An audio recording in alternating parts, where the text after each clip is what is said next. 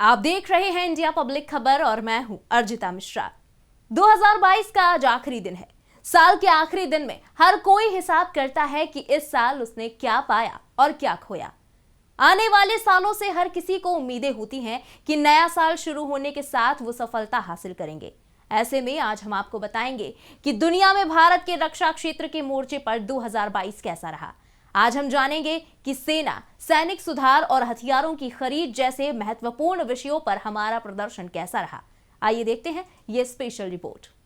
साल 2022 खत्म होने को है। ऐसे में हम अगर पलट कर देखें तो इस साल रक्षा क्षेत्र में भारत के सामने कई छोरों पर कई चैलेंज सामने आए, जिनसे निपटना भारत के लिए एक चुनौती है। जबकि दूसरी ओर सैन्य हथियारों के लिहाज से ये साल काफी गौरवान्वित करने वाला रहा है। देश ने इस साल INS विक्रांत, LCH प्रचंड, ब्रह्मोस, अग्नि 5, प्रलय, प्रचंड जैसे कई सैन्य उत्पादों को सेना में शामिल किया है। LAC पर चाइना के साथ बढ़ता तनाव। बीते 2 सालों से LAC पर तनावपूर्ण स्थिति बनी हुई है। जहां पहले गलवान घाटी में हिंसक झड़प हुई, तो उसके ठीक 2.5 साल बाद एक बार फिर अरुणाचल प्रदेश के तवांग में स्थित यांगत्से में भारतीय सेना और PLA की सेना आमने सामने आ गई। LAC में सैनिक झड़प से ज्यादा गंभीर समस्या है चीन की विस्तारवादी सोच।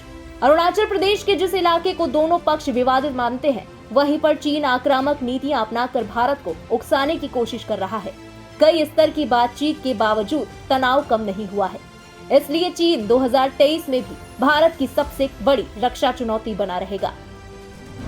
आतंकवाद के मुद्दे पर भारत की दो टूक। आतंकवादियों का पनाहगार पाकिस्तान इस साल सैनिक मोर्चे पर काफी हद तक शांत रहा।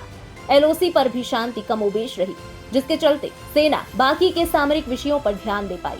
लेकिन लगातार पाकिस्तान की तरफ से भेजे गए आतंकवादियों ने भारत की चिंता बढ़ा दी है। जम्मू कश्मीर में आए दिन आतंकवादियों के मारे जाने की खबरें आती हैं। मामले की गंभीरता का अंदाजा इसी से लगाया जा सकता है कि अंतर्राष्ट्रीय मंचों पर भारत एक मुश्त इस मुद्दे पर आवाज उठाता रहा है। इसकी बानगी भी तब देखने को मिल गई जब बीते दिनों UN सिक्योरिटी काउंसिल में विदेश मंत्री S जयशंकर ने पाकिस्तान को जमकर लताड़ लगाई थी। आतंकवाद के खात्मे के लिए दिल्ली में नो मनी फॉर टेरर यानी NMFT मंत्री स्तरीय सम्मेलन का आयोजन किया था, जिसमें 72 देशों और 15 अंतर्राष्ट्रीय संगठनों के प्रतिनिधियों ने भाग लिया। भारत ने इस बात पर जोर दिया कि अंतर्राष्ट्रीय समुदाय को कभी भी आतंकवादियों के सुरक्षित ठिकानों या उनके संसाधनों की अनदेखी नहीं करनी चाहिए।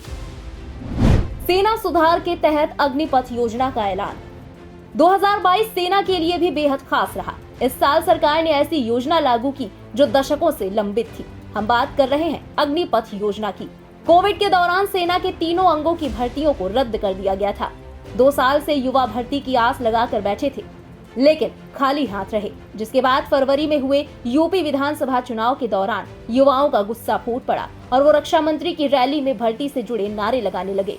जिसके बाद सरकार ने भर्ती खोलने का ऐलान किया, लेकिन नई योजना के ऐलान के साथ ही बवाल कट गया। सेना के तीनों अंगों में जवानों की भर्ती के लिए अग्निपथ योजना के तहत भर्ती की प्रक्रिया होनी थी, जिसमें पहले 4 साल एक कॉन्ट्रैक्ट की तरह होंगे। इसके बाद 25% तक अग्निवीरों को प्रदर्शन के आधार पर स्थायी भर्ती मिलेगी। एक तरफ जहां योजना का विरोध हो रहा था, तो दूसरी तरफ भर्तियों में अब युवा बढ़ चढ़ कर हिस्सा ले रहे हैं। रक्षा खरीद में आत्मनिर्भरता की ओर अग्रसर भारत। हमारे सैनिकों में साहस या ट्रेनिंग की तो कोई कमी नहीं है, लेकिन जरूरी है कि चीन जैसे देश से निपटने के लिए हमारे पास सही हथियार हों।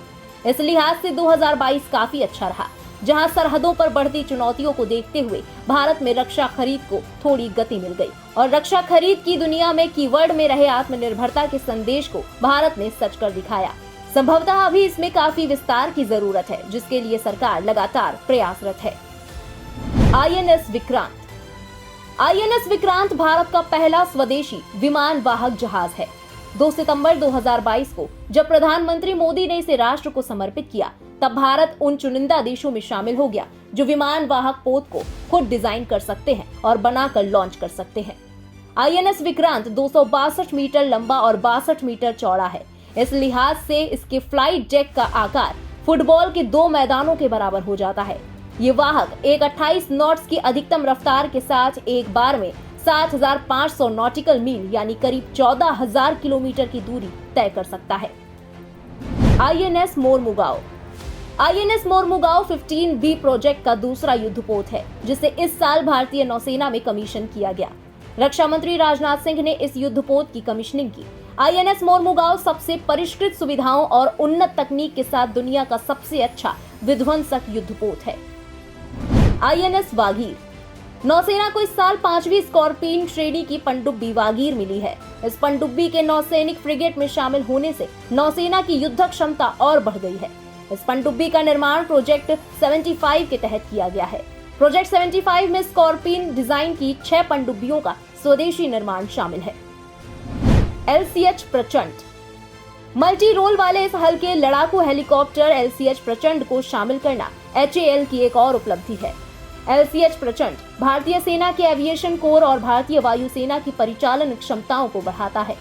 प्रचंड की एक महत्वपूर्ण विशेषता इसकी उड़ान छत है, जो दुनिया के सभी हमलावर हेलीकॉप्टरों में सबसे ऊंची है। MH-60R helicopter. भारत ने अमेरिका से 24 MH-60R हेलीकॉप्टर खरीदने का सौदा किया है। भारतीय नौसेना को जुलाई 2022 में पहले 2 MH-60R हेलीकॉप्टर मिले। MH-60R हेलीकॉप्टर को पनडुब्बियों के खिलाफ होने वाली लड़ाई के लिए सबसे बेहतर माना जाता है। यह helicopter anti submarine warfare, anti surface warfare, search and rescue, naval gunfire support, surveillance, communication relay, logistics support सहित कई मिशनों के लिए इस्तेमाल हो सकता है। Advance light helicopter MK-3।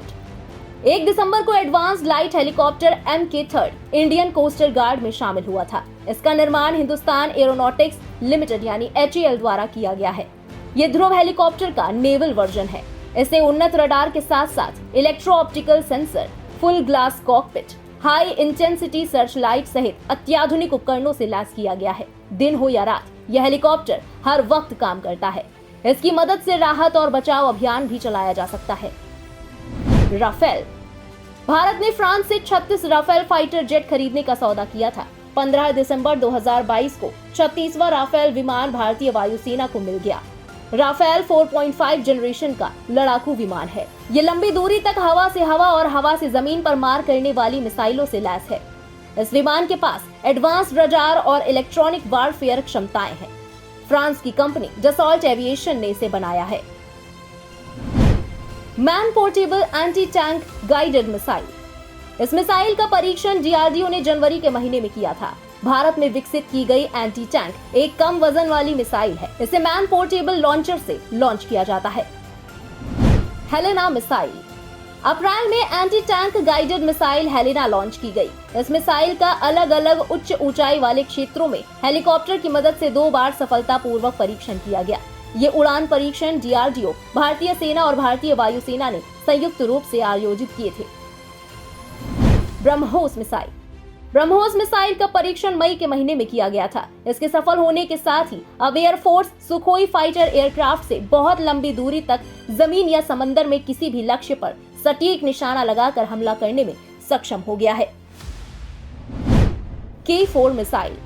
K4 missile को भारत की तीसरी सबसे ताकतवर मिसाइल के तौर पर जाना जाता है। इसका परीक्षण इसी साल किया गया था। इसे पनडुब्बी से लॉन्च किया जा सकता है। इस मिसाइल की मारक क्षमता 3000 किलोमीटर है। साथ ही ये 3 टन का परमाणु हथियार भी ले जा सकता है। Barack 8 missile. भारत की खतरनाक मिसाइलों में से एक है ये मिसाइल। इस मिसाइल को हमारे देश ने इजराइल के साथ मिलकर बनाया है और इसका परीक्षण भी इसी साल यानी 2022 में किया गया है। इस मिसाइल को सतह से हवा में टारगेट कर छोड़ा जा सकता है। बराक 8 मिसाइल 70 किलो तक के वजन के बराबर हथियार उठाने में सक्षम है। VLSRSAM missile. इस मिसाइल का परीक्षण 23 अगस्त 2022 को ओडिशा में किया गया था। इस परीक्षण को DRDO और भारतीय नौसेना ने मिलकर किया था। ये प्रणाली भारतीय नौसेना को सी स्कीमिंग लक्ष्यों सहित निकट दूरी पर विभिन्न हवाई खतरों को बेअसर करने के लिए मजबूती प्रदान करेगी। Submarine launch ballistic missile. अक्टूबर महीने में INS अरिहंत ने पनडुब्बी से छोड़ी जाने वाली बैलिस्टिक मिसाइल का प्रभावी परीक्षण किया था।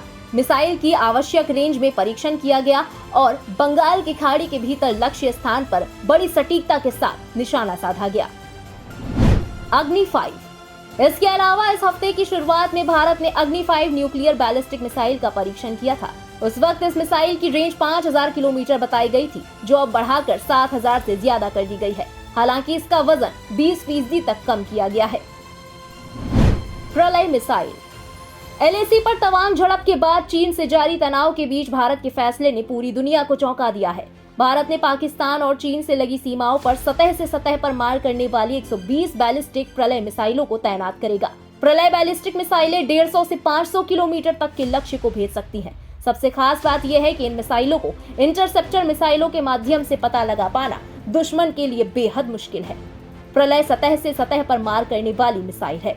बताते चलें कि भारत में चीनी सैनिकों की घुसपैठ को देखते हुए भारत अब एलएसी पर सैन्य ताकत को बढ़ाने में लगा हुआ है। चीन से खतरे को देखते हुए भारतीय सेना एक रॉकेट फोर्स बनाने पर विचार कर रही है। रॉकेट फोर्स के गठन का प्रस्ताव रक्षा मंत्रालय में विचाराधीन है।